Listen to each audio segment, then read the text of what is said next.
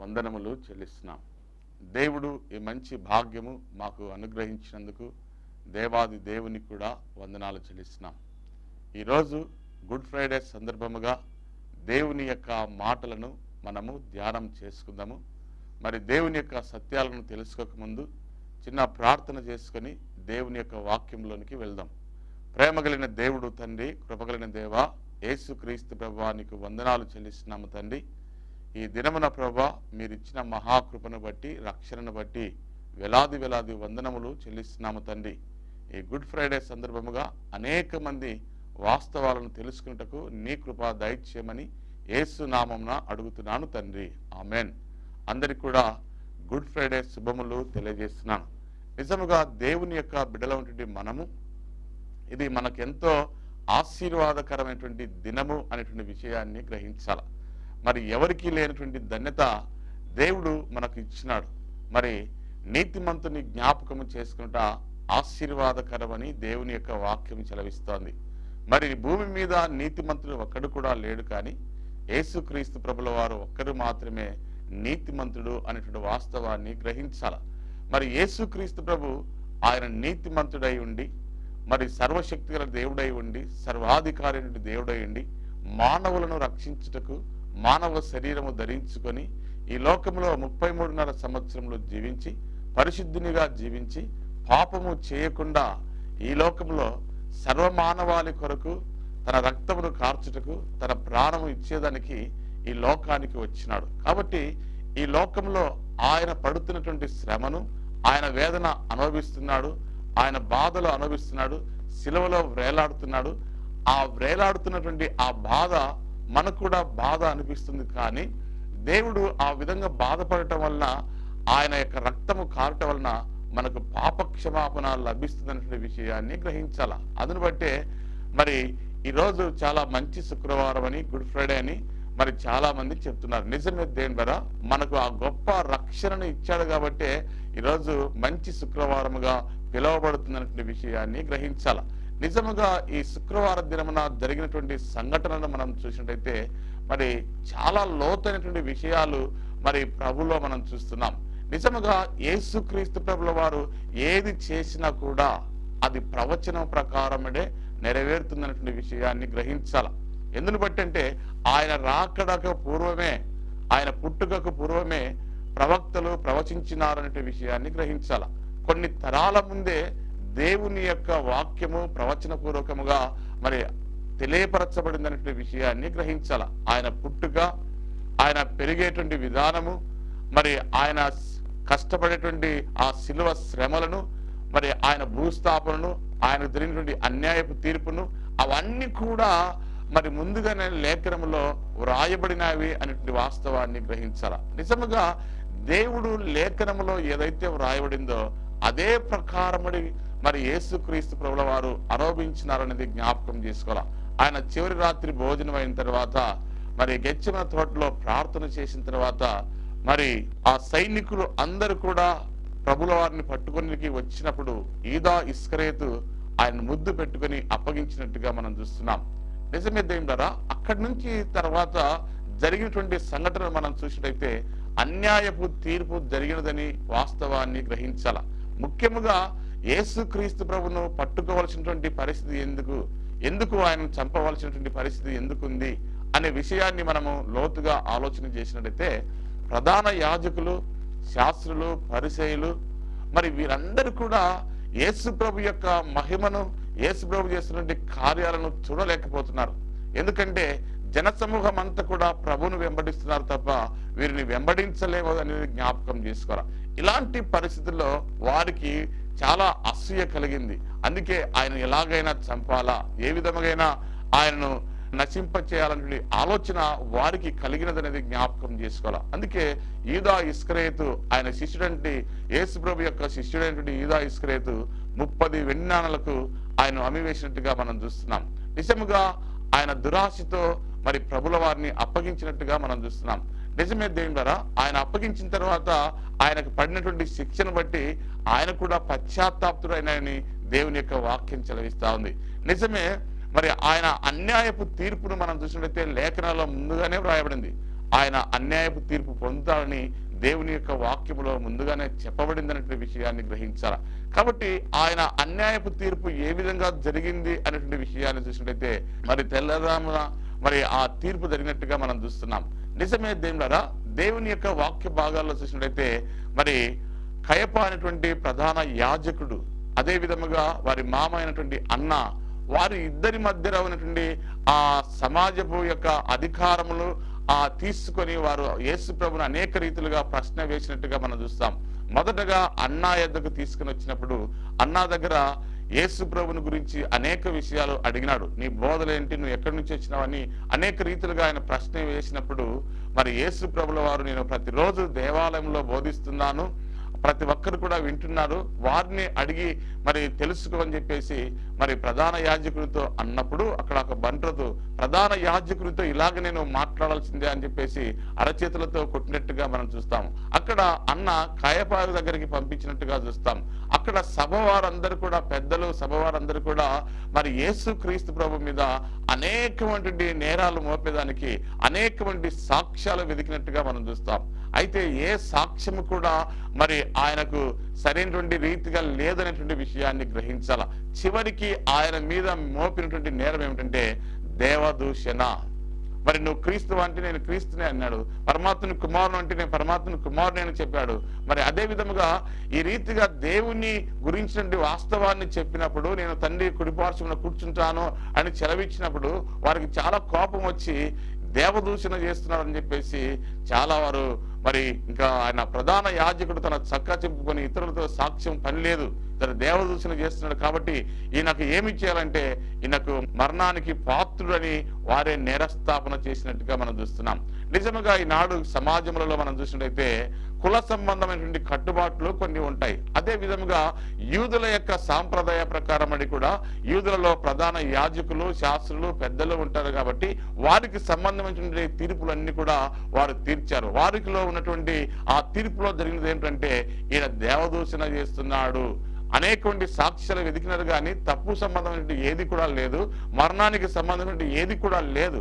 అయినప్పటికీ కూడా దేవదూషణ చేస్తున్నాడు కాబట్టి ఈయన మరణానికి పాత్రుడని వాళ్ళే నిర్ణయించినారంటే విషయాన్ని గ్రహించాలి. ఇలాంటి సమయంలో మరి వారు చేస్తున్నటువంటి గొప్ప పనులను మనము జ్ఞాపకం చేస్తున్నట్టయితే వారికి, ఎందుకంటే దేవుని బిడ్డలు కాబట్టి వారికి మరణశిక్ష వేసే అధికారం లేదు కాబట్టి వారు ఏం చేస్తున్నారంటే ఆ ప్రాంతంలో నుండి మరి గవర్నర్ అయినటువంటి పిలాతు దగ్గరికి పంపినట్టుగా మనం చూస్తున్నాం. నిజమే దేవులారా, మరి మత సంబంధమైనటువంటి తీర్పులో ఏమీ లేదు కానీ ఆయన దేవదూషణ చేస్తున్నాడని అనేటువంటి వాస్తవాలు బయటపడుతున్నాయి. కానీ ఆయన ఎప్పుడు కూడా దేవదూషణ ఎప్పుడు కూడా చేయలేదు అనేటువంటి విషయాన్ని గ్రహించాల. ఆయన ఉన్న వాస్తవాన్నే చెప్పాడు. నువ్వు క్రీస్తు అంటే క్రీస్తే, నువ్వు పరమాత్మని కుమారుడు అంటే పరమాత్మని కుమారుడే, నిజముగా ఆయన దేవుని కుమారుడే, మరి తండ్రి కుడిపార్శ్వమున కూర్చున్నటువంటి వాడే. కాబట్టి సత్యమును చెప్పినప్పుడు వారు దేవదూషణ చేస్తున్నారని చెప్పేసి ఆయన్ను అపహాసించి మరి మరణానికి పాత్రుడిగా చేసినట్టుగా మనం చూస్తున్నాం. నిజముగా మత సంబంధమైనటువంటి ఆ సభలో జరిగినటువంటి మరి ఆ ఆలోచనలు అన్ని కూడా వారిని ఏం చేస్తారంటే ఈయన ఎలాగైనా చంపాలా, ఏ విధమైన రీతిగా ఈయన చంపి ఆ దురాలోచన కలిగి ఉన్నారు. అయితే ఆయన తీసుకుపోయి తిరిగి మరి ఉదయకాలమున మరి పిలాతుకు అప్పగించినట్టుగా మనం చూస్తున్నాం. నిజంగా ఈ పిలాతు కూడా మంచి లీడర్గా ఉంటున్నాడు, మంచి జస్టిస్గా ఉంటున్నాడు, మంచి న్యాయాధిపతిగా ఉంటున్నాడు, మరి అనేక మందికి సహాయం చేసేటువంటి బిడ్డగా ఉంటున్నాడు. అయితే యేసు ప్రభు యొక్క విషయంలో కూడా మరి ఆయన మంచి జ్ఞానవంతుడిగా ఉన్నట్టుగా మనం చూస్తున్నాం. ఎందుకంటే వారు వేసినటువంటి నిందలు, వారు చేపినటువంటి నేరములు ఏవి కూడా సెట్ కావడం లేదు. వారు మోపినటువంటి నిందలన్నీ కూడా కేవలము వీరు ఆయనందు అసూయపడి చేసినటువంటి, కానీ ఆయనలో ఏ నేరము లేదు అని పిలాతు చెప్పినట్టుగా దేవుని యొక్క వాక్యములో సెలవిస్తున్నారు. నిజముగా ఎంత మరి ఆయనలో ఎలాంటి నేరం లేదని ఒక అన్యుడు మరి పిలాతు చెప్తున్నప్పటికీ కూడా వారు నమ్మలేనటువంటి పరిస్థితి ఉంది. అదే విధముగా పిలాతు భార్య కూడా ఆ నీతిమంతుని జోలికి వెళ్ళొద్దు అని మరి చాలా క్లియర్ గా చెప్పినట్టుగా మనం చూస్తా ఉన్నాం. నిజముగా దేవుని బిడ్డలంటే మనము మరి ఆయన గ్రహిస్తా ఉన్నాడు. యేసు ప్రభు ఆయన దగ్గరికి వచ్చినప్పుడు అనేక ప్రశ్నలు వేసినప్పుడు ఆయన ఏం ఉత్తరం వేయలా. ఏం ఉత్తరం ఇయ్యనప్పుడు ఆయన యొక్క మహిమను తెలుసుకుంటున్నాడు, ఆయన యొక్క శక్తిని తెలుసుకుంటున్నాడు. కాబట్టి ఈయన దగ్గర ఏ నేరం నాకు కనిపించలేదు, మరణానికి సంబంధించినటువంటి ఏ నేరం ఈయన చేయలేదు అని చెప్పేసి పిలాతు చెప్తా ఉన్నాడు. అదే విధముగా వారు ఆ ప్రజలను ప్రేరేపిస్తున్నారు.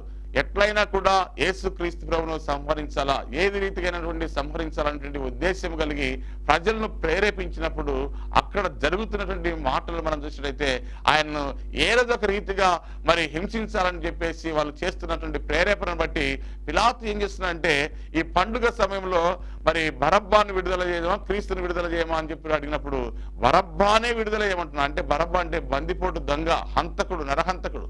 అయితే ప్రజల యొక్క జీవితాల్లో మనం చూసినట్లయితే ఒక ఉత్తమమైనటువంటి నాయకుని, మరి దేవుని కొరకు జీవించినటువంటి వ్యక్తి, మరి అనేకమంది అద్భుతాలు చేసినటువంటి, అనేకమంది ఆశ్చర్య కార్యములు చేసినటువంటి యేసుక్రీస్తు ప్రభువును మరి శిక్షించమని, సిలువ వేయమని మరి కేకలు వేసినట్టుగా మనం చూస్తా ఉన్నాం. నిజంగా ఎంత భయంకరమో ఒకసారి మనం జ్ఞాపకం చేసుకోవాలి. పిలాతు చెప్తున్నాడు ఈయన నేరం లేదు అంటున్నాడు. మరి ఆ యేసుక్రీస్తు ప్రభువును విడుదల చేసేదానికి ప్రయత్నం చేస్తున్నాడు. అదే విధముగా నువ్వు కైసరుకు స్నేహితుడు కావా అని చెప్పేసి మరి అనేక రీతులుగా మరి ప్రధాన యాజకులు వారందరూ కూడా ఆయన భయపెట్టినప్పుడు ఆయన వారి ప్రజల యొక్క నిమిత్తమై యేసుక్రీస్తు ప్రభువుకు శిక్ష విధించినట్టుగా తీర్పు చేసినాడు అనేది జ్ఞాపకం చేసుకోవాలి. అందుకే ఆయన చేతులు కడుక్కున్నాడు, ఈ నీతిమంతుని యొక్క రక్తము మరి నా మీద ఉండదు కాక అని చెప్పేసి ఆయన చేతులు కడుక్కున్నట్టుగా మనం చూస్తున్నాం. నిజమే దేవుని ద్వారా మరి వాక్య భాగాల్లో మనం గమనించినట్లయితే మరి ఆ రీతిగా ఆయన నీతిమంతుడు అని పిలాతే సాక్ష్యం చెప్తున్నాడు. మరి హేరోదు కూడా ఆయన దగ్గర ఏమీ కూడా పాపం లేదని ఆయన కూడా చెప్పుకుంటున్నాడు. మరి ఈ రీతిగా అనేక రీతిలుగా ఉన్నప్పటికీ కూడా ప్రజలు మాత్రము ఆయన మీద నేరం మోపవాలని అనేక రీతిలుగా ప్రయత్నించినారనేటువంటి విషయాన్ని గ్రహించాలి.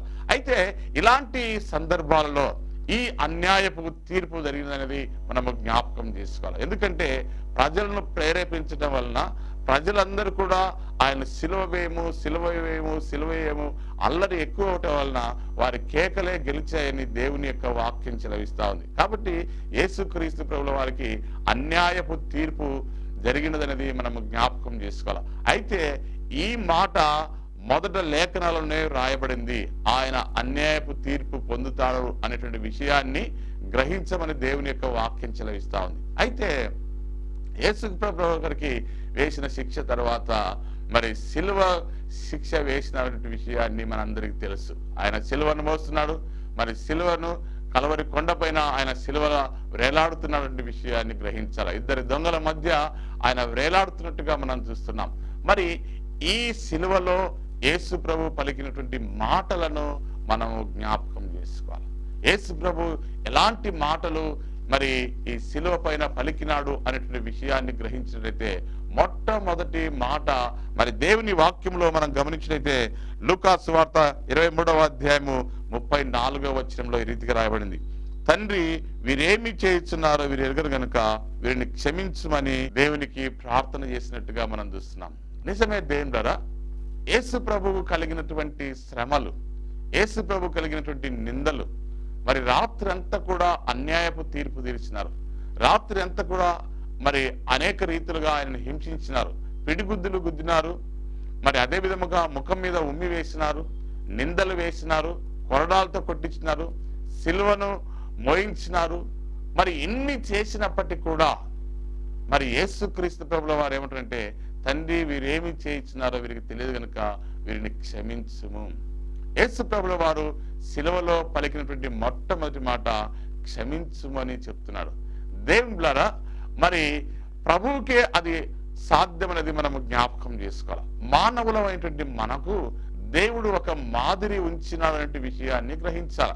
ఈ లోక సంబంధముగా మనం చూసినట్లయితే మనలో క్షమాపణ అనేది మనము కావాలని కోరుకుంటాము, కానీ మనము క్షమించేటువంటి విషయంలోనికి వచ్చే లోపల మనం క్షమించలేనటువంటి స్థితిలో ఉంటాం. అంటే అది ఎంత భయంకరమో ఒకసారి జ్ఞాపకం చేసుకోండి. ఆయన అంత శ్రమ పడుతున్నప్పటికీ కూడా, మరి అన్ని నిందలు వేసినప్పటికీ కూడా, మరి కాళ్ళు చేతులలో మేకులు కొట్టినప్పటికీ కూడా, మరి అంత రక్తము కారుతున్నప్పటికీ కూడా, ఆ కొరడా దెబ్బలతో ఆ శరీరం అంతా కూడా మరి ఎంత భయంకరముగా ఎండకు మరి ఎంతగా పరిస్థితి ఉంటుందో ఒకసారి జ్ఞాపకం చేసుకోవాలి. అలాంటి క్లిష్టమైనటువంటి పరిస్థితి ఉన్నప్పటికీ కూడా యేసు ప్రభుల వారు ఏమంటారంటే, తండ్రి వీరేమి చేస్తున్నారో వీరికి తెలియదు కనుక వీరిని క్షమించమని చెవిలోపించినట్టుగా మనం చూస్తున్నాం. అంటే దేవుడు మానవుని ఎడల ఎంత ప్రేమ కలిగి ఉన్నాడో ఒకసారి జ్ఞాపకం చేసుకోవాలి. అంటే మానవుల ఎడల అంత ప్రేమ కలిగినాడు అంటే వారు మానవులు దేవునికి శత్రువులు కాదు. దేవునికి శత్రువు ఒకటే అపవాది అనేది జ్ఞాపకం చేసుకోవాలి. ఆనాడు ప్రధాన యాజకులు ప్రజలను ఎలాగా ప్రేరేపిస్తున్నారో సాతాను కూడా మరి మానవుణ్ణి ప్రేరేపించి ఆయన అనేక రీతులుగా హింసపాలు చేసినదనేటువంటి విషయాన్ని గ్రహించాలి. అందుకే వారు ఏమి చేస్తున్నారో వారికి తెలియదు అని యేసుప్రభుల వారు మరి సిలువలో విజ్ఞాపన ప్రార్థన చేస్తున్నాడు. అంటే ఎంత గొప్ప ప్రేమనో ఒకసారి మనం జ్ఞాపకం చేసుకోవాలి. మనల్ని మనం క్షమించలేము, మన సహోదరులను క్షమించలేము, మన కొన్నిసార్లు అన్నదమ్ముల దగ్గర క్షమించలేము, అక్కజనుల దగ్గర క్షమించలేము, తల్లిదండ్రులను క్షమించలేము, ఏదో ఒక రీతిగా మనం క్షమాపణ చేయలేము. కానీ దేవుడు చెలవిచ్చినటువంటి మాట అంటే క్షమించుడని యేసుక్రీస్తు ప్రభుల వారు చెలవిస్తున్నాడు. నీ శత్రువులను ప్రేమించమని యేసు ప్రభుల వారు చెలవిస్తున్నట్టుగా మనం చూస్తున్నాం. మరి ప్రపంచం అంతా కూడా ఒకసారి మనము జ్ఞాపకం చేసినట్లయితే మానవ జీవితంలో ఇది ఒక గొప్ప ఆశ్చర్యకరమైనటువంటి మాట అనేది జ్ఞాపకం చేసుకోవాలి. అద్భుతమైనటువంటి మాట, ఎవరు పలకినటువంటి మాట అనేది జ్ఞాపకం చేసుకోవాలి. ఎందుకంటే తనకు అంత భయంకరమైనటువంటి శిక్ష అనుభవిస్తున్నప్పటికీ కూడా, ఆయనలో శక్తి ఉన్నప్పటికీ కూడా ఒక్కసారి ఆయన శపిస్తే నాశనం అవుతుంది. అంత శక్తిమంతుడై ఉండి కూడా తన్ను తాను తగ్గించుకొని మరి ఎంత వినయముతో మనల్ని ప్రేమించి ఆనాడు క్షమించినట్టుగా మనం చూస్తున్నాం. అంటే యేసు ప్రభువు మనకు మాదిరి వెళ్ళినాడు అనేది జ్ఞాపకం చేసుకోవాలి. మరి ఈ లోకంలో మనకు జరుగుతున్నటువంటి అన్యాయాన్ని బట్టి కానీ, మనకు జరుగుతున్నటువంటి నిందలను బట్టి కానీ, మన మీదకి వచ్చినప్పుడు మనం కూడా క్షమించవలసినటువంటి వారమై ఉన్నామని దేవుని యొక్క వాక్యం చెలవిస్తుంది. ఎప్పుడైతే మనం క్షమిస్తామో అప్పుడు దేవుని యొక్క కోరికను నెరవేర్చిన వారమవుతాము. ఎందుకంటే మనకు మాదిరి ఉంచి వెళ్ళాడు కాబట్టి మనము కూడా మాదిరికరముగా ఉండాలా, మనము కూడా క్షమించాలా. మనము క్షమిస్తేనే మన పాపములు కూడా క్షమించబడతాయన్నది జ్ఞాపకం చేసుకోవాలి. మనము క్షమించకపోతే మన పాపములు ఎప్పుడు కూడా క్షమించబడవని దేవుని యొక్క వాక్యం చెలవిస్తా ఉంది. కాబట్టి ప్రభువు పలికినటువంటి మాటలో సత్యము ఉంది. కాబట్టి మన జీవితంలో మరి ప్రభువు ఏ రీతిగా క్షమించాడో మనము కూడా క్షమించమని దేవుని యొక్క వాక్యం చెలవిస్తుంది. అదే విధముగా సిలువలో రెండవ మాట ప్రభుల వారు పలికారు. లూకా సువార్త 23వ అధ్యాయం 43వ వచనంలో, నేడు నీవు నాతో కూడా పరదేశంలో ఉందువని నిశ్చయముగా నీతో చెప్పుచున్నాను. నిజముగా ఎంత గొప్ప మాట చూడండి దేవులారా. ఈ లోకంలో మానవుడు చనిపోతే ఇంక అయిపోయింది లేదు, లేకపోతే వచ్చే జన్మ ఇక్కడికే పుడతాం అనుకుంటున్నాడు. కానీ పరదేశం ఉంది అనేటువంటి వాస్తవాన్ని ప్రపంచ మానవాళికి అందరికీ కూడా దేవుడు తెలియపరుస్తున్నాడు. ఈ లోకము విడిచిన తర్వాత పరదేశంలోనికి వెళ్తాము అనేటువంటి వాస్తవాన్ని, మరి ఆయన నివసించే ప్రాంతానికి, ఆ నెమ్మది స్థలానికి మనం వెళ్తాము అనేటువంటి వాస్తవాన్ని మరి యేసు ప్రభువు చాలా క్లియర్ గా చెప్తున్నారు. ఎందుకంటే అక్కడ జరిగినటువంటి సంఘటనలు మనం చూసినట్టయితే ఇద్దరు దొంగలు ఉన్నారు. ఇద్దరు దొంగలు, ఒక దొంగ ఏమో దూషిస్తున్నాడు, ఒక దొంగ ఏమో ఇది మనకు న్యాయమే, ఎందుకంటే మనం దొంగతనం చేశాము కాబట్టి ఇది మనకు సరైనటువంటి శిక్షే, కానీ ఈయన ఏ నేరం చేయలేదు, ఈయన ఏ పాపము చేయలేదు, ఈయన నీతిమంతుడు, కాబట్టి నీ రాజ్యములో నన్ను జ్ఞాపకం చేసుకో ప్రభువా అని దొంగ అడిగినట్టుగా మనం అంతా మరి గొప్పగా యేసుక్రీస్తు ప్రభుల వారు అంటున్న మాట ఏమిటంటే, నేడు నీవు నాతో కూడా పరదేశిలో ఉండు. ఎంత ఆశ్చర్యం వచ్చాడు దేవుడు. ఎన్ని రోజులు దొంగతనం చేసినాడు, ఎన్ని రోజులు ఎన్నో నేరములు చేసినాడు, చివరి క్షణములో ఆయన నీతిమంతుడని తెలుసుకున్నాడు. అదే విధముగా ఆయన నేను పాపినని తెలుసుకున్నాడు.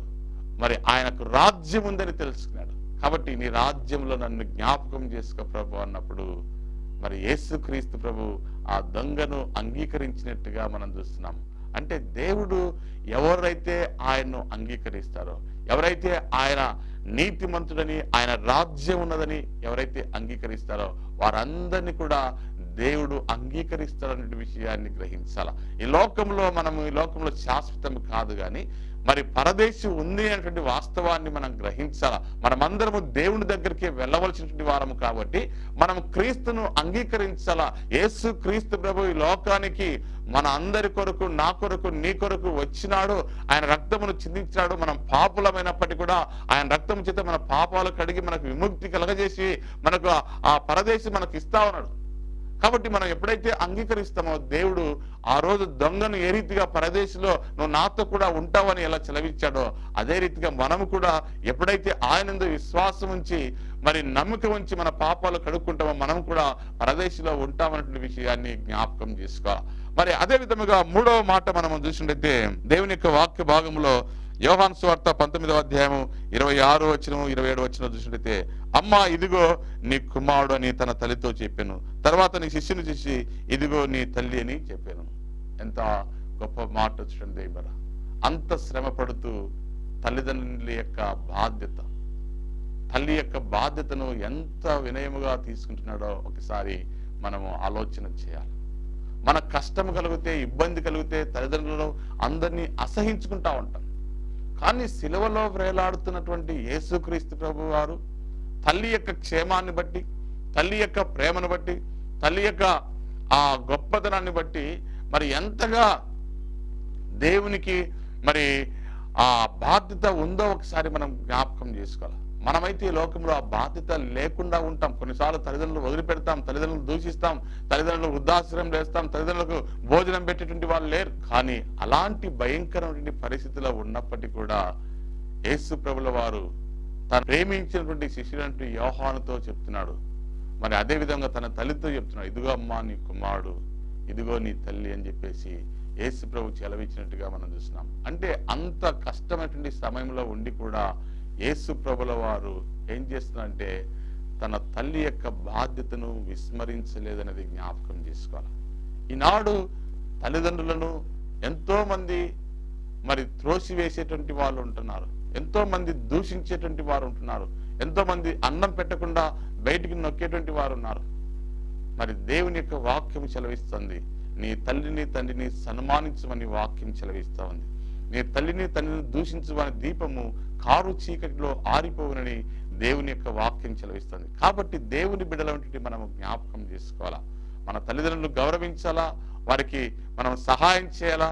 దేవుడు ఏ రీతిగా బాధ్యత కలిగి ఉన్నాడో యేసుక్రీస్తు ప్రభు అంత కష్టంలో కూడా మరి బాధ్యత కలిగి తన తల్లిని తన శిష్యుడైన యోహానుకు అప్పగించాడో అదే రీతిగా మనము కూడా తల్లిదండ్రుల మీద అంత రెస్పాన్సిబిలిటీ ఉండాలని దేవుని యొక్క వాక్యం చెలవిస్తా ఉంది. మరి యేసు ప్రభు సిలువలో మరి పలికినటువంటి 4వ మాట మనం చూసినట్టయితే దేవుని యొక్క వాక్య భాగంలో మత్తయి సువార్త 27వ అధ్యాయం 46వ వచనంలో చూసినట్టయితే, ఏలి ఏలి లామా సబక్త అని కేక వేసెను, నా దేవా నేను ఎందుకు చేయి విడిచితు అని అర్థము. నిజముగా ఈ మాటను చూసినట్టయితే దేవుని ద్వారా యేసుక్రీస్తు ప్రభు వారు సంపూర్ణముగా మానవుల యొక్క పాప భారమునంతా కూడా తన మీద మోసుకున్నప్పుడు ఆయన సంపూర్ణ పాపి అయిపోయాడు. పాపి అయినప్పుడు తండ్రి యొక్క ఎడబాటు ఆయన తట్టుకోలేకపోయాడు. అందుకే నా దేవా ఎందుకు చెయ్యి విడిచితు అని అర్థం. అంటే మనము కూడా కొన్నిసార్లు చిన్నప్పుడు తల్లిదండ్రులు ఎడబాటైనప్పుడు ఎంతో బాధపడతాం, ఎంతో వేదన చెందుతాం. మరి యేసుక్రీస్తు ప్రభు మనల్ని ప్రేమించి మన పాప భారమును ఆయన మీద వేసుకుంటాం. ఆయన సంపూర్ణ పాపిగా అయిపోయాడు. పాపిగా అయినప్పుడు తండ్రి ఆ ఎడబాటు ఇచ్చినాడు అనేది జ్ఞాపకం చేసుకోవాలి. ఆ ఎడబాటును తట్టుకోలేకపోయాడు. అంటే యేసు ప్రభు తండ్రి ఒకటిగా ఉన్నట్టుగా మనం చూస్తున్నాం. అయితే ఎప్పుడైతే ఆయన మానవుని యొక్క పాప భారాన్ని మోసాడో అప్పుడు చెయ్యి వదిలినట్టుగా మనం చూస్తున్నాం. దాన్ని బట్టే నా దేవా నా చెయ్యి ఎందుకు విడిచితు అని మరి కేక వేసినట్టుగా మనం చూస్తాం. నిజమే దేవుని ద్వారా ఈ లోక సంబంధముగా మనం పాపముతో ఉంటే దేవుడు మనతో మాట్లాడు. మనలో పాపం ఉంటే మన ప్రార్థన దేవుడు వినడనేది జ్ఞాపకం చేసుకోవాలి. మనం పరిశుద్ధముగా ఉన్నప్పుడే దేవునికి మనకు మరి మధ్య సంబంధం ఉంటుంది. మనం మన జీవితంలో మన హృదయంలో పాపముతో ఎప్పుడైతే ఉంటామో దేవుడు మన స్వరము వినడు, మన మాట వినడు అనేటువంటి విషయాన్ని గ్రహించాల. అక్కడ పాప భారం ఆయన మీద మోయబడినప్పుడు దేవుడు చేయి విడిచినట్టుగా మనం చూస్తున్నాం. నిజమే, దేవుని బిడ్డలటువంటి మనము కూడా మరి ఆ సత్యాన్ని మనం కూడా గ్రహించాలి. మనము మన జీవితంలో పాపము చేస్తూ దేవునికి మొరపెట్టుతా ఉన్నప్పుడు నీ ప్రార్థన ఎలా వింటాడు, ఏ విధముగా వింటాడు? నాకు దేవుడు సమాధానం ఇవ్వలేదే, దేవుడు నాతో మాట్లాడదే, దేవుడు నాకు ఏం సహాయం చేయలేదని చాలా మంది అనుకుంటా ఉంటారు. కానీ అది తప్పు అనేటువంటి విషయాన్ని గ్రహించాలా.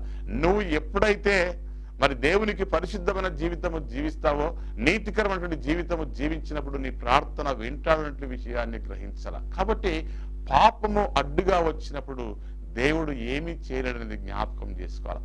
కానీ పాపపు అడ్డుగోడను తొలగించడానికే యేసుక్రీస్తు ప్రభు మన పాపపు అడ్డుగోడను ఆయన వేయటం వల్ల మరి ఆయన తండ్రి అని మొరపెడుతున్నాడు అనేది జ్ఞాపకం చేసుకోవాలి. కాబట్టి దేవుని బిడ్డలైనటువంటి మనము తండ్రితో ఉన్నటువంటి ఎడబాటు, దేవునితో ఉన్నటువంటి ఎడబాటును మనం పోగొట్టుకోకుండా ఉండాలంటే మనం పాపములు ఎప్పుడు కూడా ప్రాయచిత్తం చేసుకొని పరిశుద్ధమైనటువంటి బిడ్డలుగా ఉండాలని దేవుడు కోరుకుంటున్నాడని జ్ఞాపకం చేసుకోవాలి. కాబట్టి అదే విధముగా 5వ మాటను మనం చూసినట్లయితే దేవుని యొక్క వాక్య భాగంలో యోహాను సువార్త 19వ అధ్యాయం 28వ వచనంలో నేను దప్పికొనుచున్నాను. ఈ మాట మనం లోకరీతిగా మనం చూసినట్టయితే దేవుని ద్వారా మరి ఆయన రాత్రి నుంచి శ్రమ పడుతూ ఉన్నాడు. అనేక రీతులుగా మరి ఆయన హింసించినారు, కొట్టినారు, ఉమ్మి వేసినారు, నిందలు వేసినారు, ఈడ్చినారు, సిలువ మోసినాడు, మరి కాలు చేతుల మేకులు కొట్టినారు. అంత రక్తం అంతా కారిపోతా ఉంది.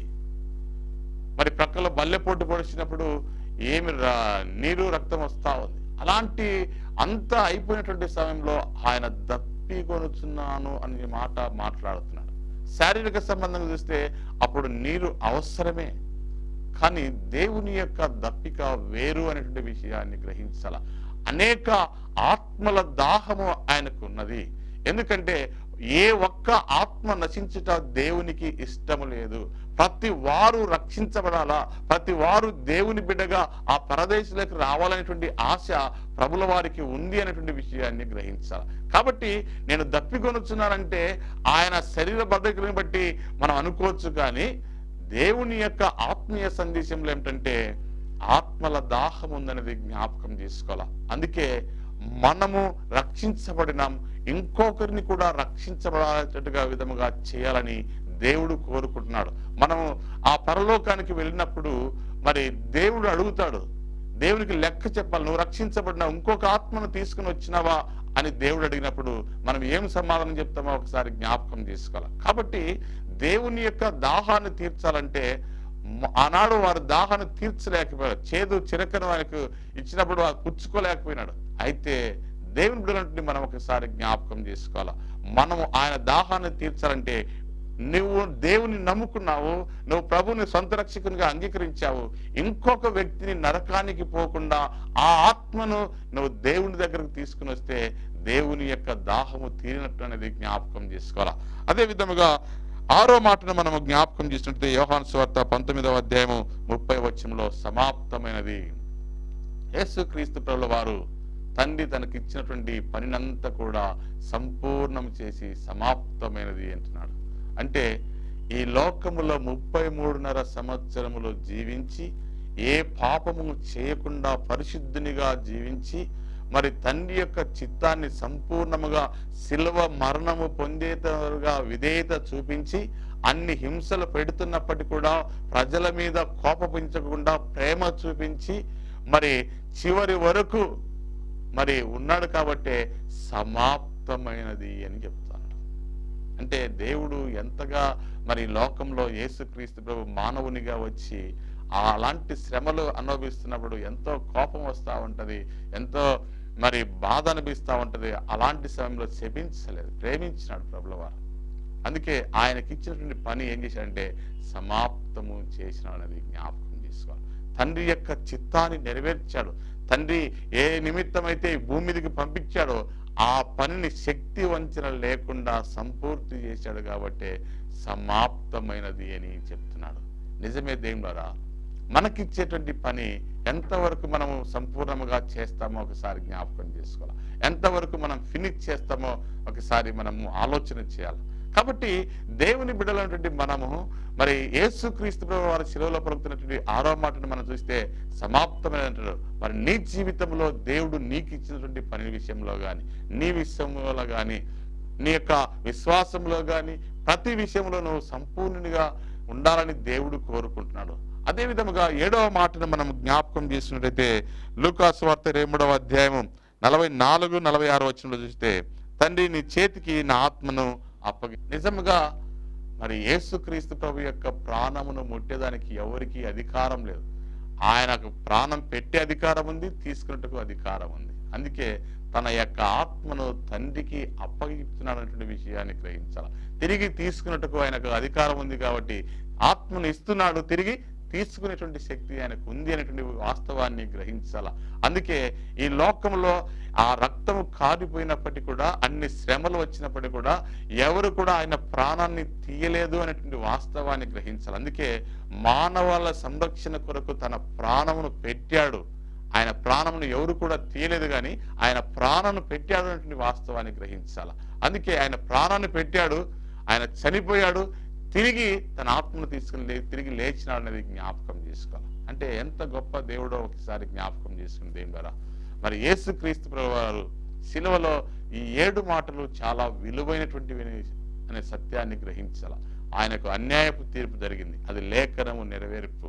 ఆయన శ్రమలు పడుతాడు, లేఖనము నెరవేర్పు అనేది మనము జ్ఞాపకం చేసుకోవాలి. అయితే శిలువలో పలికినటువంటి మాటలను మనం జ్ఞాపకం చేసుకుంటే మొదటి మాట క్షమాపణమైనది అనేది జ్ఞాపకం చేసుకోవాలి. ఆ క్షమాపణ మనలో కూడా ఉండాలని దేవుని యొక్క వాక్యం చెలవిస్తా ఉంది. రెండవదిగా చూసినట్లయితే దేవుడు మనకు వాగ్దానం చేస్తున్నాడు, పరదేశు నిత్య జీవము ఉంది. ఎవరైతే దేవుని బిడ్డలుగా ఉంటారో వారు ఆయనతో ఉంటారనేటువంటి వాస్తవాన్ని గ్రహించాల. అదేవిధంగా 3వ మాట చూసినట్లయితే బాధ్యత. మరి లోకంలో నీ తల్లిదండ్రుల బాధ్యత కలిగి ఉండమని దేవుని యొక్క వాక్యం చెలవిస్తా ఉంది. అదే విధంగా 4వ మాటను చూసినట్లయితే నువ్వు పాపం చేసినప్పుడు నీ ప్రార్థన వినడు, దేవునికి నీకు ఎడబాటు కలుగుతుంది. ఆయన మానవుని పాప భారాన్ని మోసినప్పుడు ఎలాగా ఎడబాటు కలిగిందో అదే రీతిగా నీకు కూడా ఎడబాటు కలుగుతుందని దేవుని యొక్క వాక్యం చెలవిస్తుంది. 5వ మాటను చూసినట్లయితే మరి ఆత్మల దాహం ఆయనకుంది, మనకు కూడా ఆ దాహము ఉండాలని దేవుని యొక్క వాక్యం చెలవిస్తుంది.